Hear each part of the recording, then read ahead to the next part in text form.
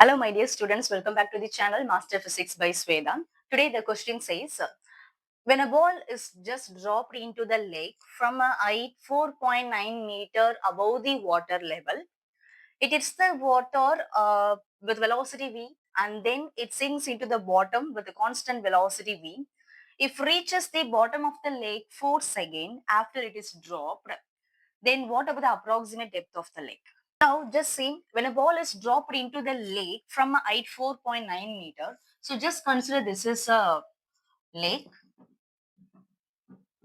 So now just consider this is bottom of the lake. When ball is just dropped into the lake from a height, what they provided is a 4.9 meter height.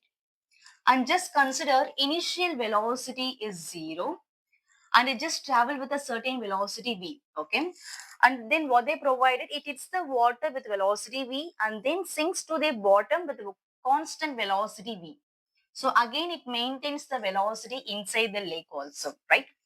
If it reaches the bottom of the lake 4 seconds after it dropped, so complete things it will be 4 seconds. Where the ball it reaches the bottom of the lake, so complete things it just takes 4 seconds. Okay, now you want to calculate what about the particular seconds here and then here. Okay, so now you want to find out the depth of the lake. So depth, you just consider this is x. So now general concept, x equal to vt. Now you want to calculate the velocity and then time here. So velocity very simple. So just consider first segment, initial velocity they provided, final velocity v they provided, height also they provided. So now my consideration. So v square u square plus 2gh. Here u it's a 0 plus 2, make it as g is the 10 and height 4.9 I just rounded into 5. Okay. So then v it will be 10 meter per second.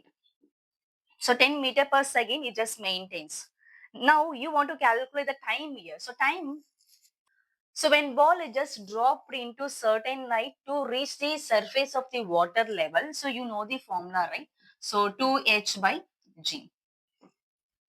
So now this formula, so square root of 2 and what about the height here? Just make it as 5 and 10.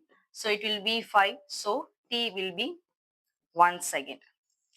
So this segment, it will be 1 second. And what about the thing here? It takes just 3 seconds. Okay.